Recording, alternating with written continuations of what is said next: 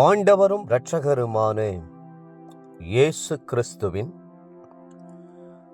ஈடு இணையற்ற நாமத்தில் அன்றன்றுள்ள அப்பம் வாசகர்களுக்கு எங்கள் அன்பின் வாழ்த்துக்கள். 2025 ஆண்டு ஏப்ரல் மாதம் 21 தேதி திங்கட்கிழமைக்குரிய தின தியானம். இன்றைய தலைப்பு ஆவியாய் இருக்கிறார். யோவான் 4:21 சொல்கிறது, ஸ்திரீயே, நான் சொல்லுகிறதை நம்பு. நீங்கள் இந்த மலையிலும் எருசலேமிலும் மாத்திரமல்ல, எங்கும் பிதாவை தொழுது கொள்ளும் காலம் வருகிறது. பழைய ஏற்பாட்டு காலத்தில் இஸ்ரவேல் ஜனங்கள் சமாரியாவிலும் எருசலேமிலும் கர்த்தருடைய நாமத்தை தொழுது கொண்டு வந்தார்கள். முக்கியமாக எருசலேமில் உள்ள சாலமோனின் தேவாலயத்தை மிக மேன்மையாய் கருதினார்கள். ஆனால் கிறிஸ்துவனுடைய காலத்திற்கு பிறகு அந்த நிலைமை முற்றிலும் மாற ஆரம்பித்தது. இயேசு சொன்னார், எங்கும் பிதாவை தொழுது கொள்ளும் காலம் வருகிறது. உண்மையாய் தொழுது கொள்ளுகிறவர்கள் பிதாவை ஆவியோடும் உண்மையோடும் தொழுது கொள்ளும் காலம் வரும் என்றார். யோவான் 4:21 மற்றும் 23 காரணம் என்ன? புதிய ஏற்பாட்டிலே தேவன் கைகளினாலே கட்டப்பட்ட ஆலயத்தில் வாசம் செய்கிறதில்லை என்று தெளிவாய் நாம் அறிந்திருக்கிறோம்.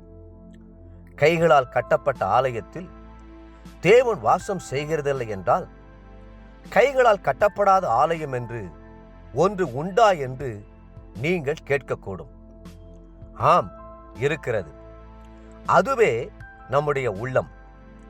நாமே தேவனுடைய ஆலயமாய் இருக்கிறோம். தேவனுடைய பிரசன்னம் எப்போது நமக்குள்ளே இருக்கிறது.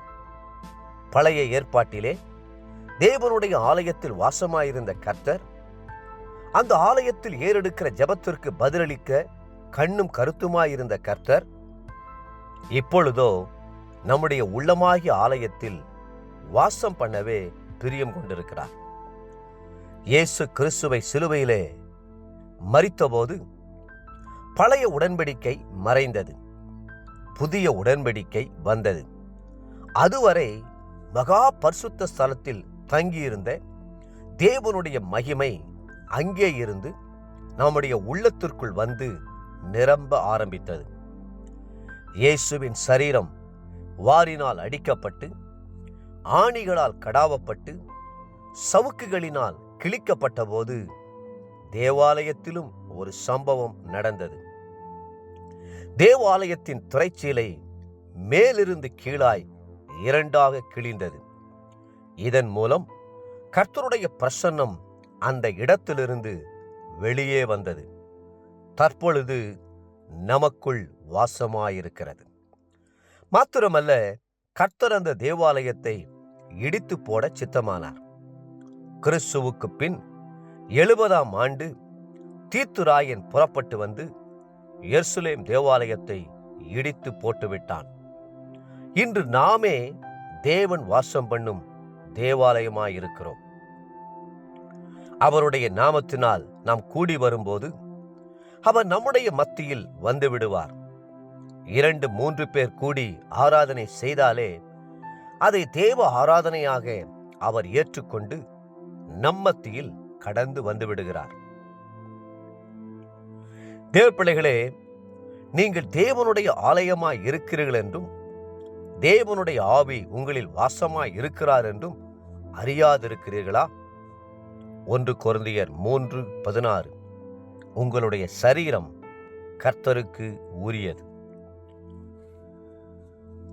இன்றைய நினைவிற்கு 1 கொரிந்தியர் 6:19 உங்கள் சரீரமானது நீங்கள் தேவனாலே பெற்றும் உங்களில் தங்கியும் இருக்கிற பரிசுத்த ஆவியினுடைய ஆலயமாய் இருக்கிறதென்றும் நீங்கள் உங்கள் உடையவர்கள் அல்லவென்றும் அறியீர்களா?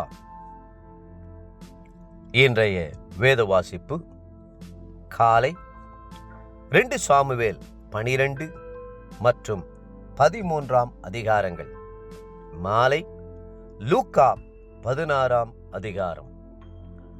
அன்புக்குரிய அன்றென்றுள்ளப்பம் வாசகர்களே, மீண்டும் உங்களை வாழ்த்துகிறோம். நீங்கள் தேவனுடைய ஆலயமாய் இருக்கிறீர்கள். கர்த்தருடைய ஆவியானவர் உங்களுக்குள் வாசமாய் இருக்கிறார். கர்த்ததாமே உங்களை ஆசீர்வதித்து மென்மேலும் உயர்த்துவாராக. ஆமென்.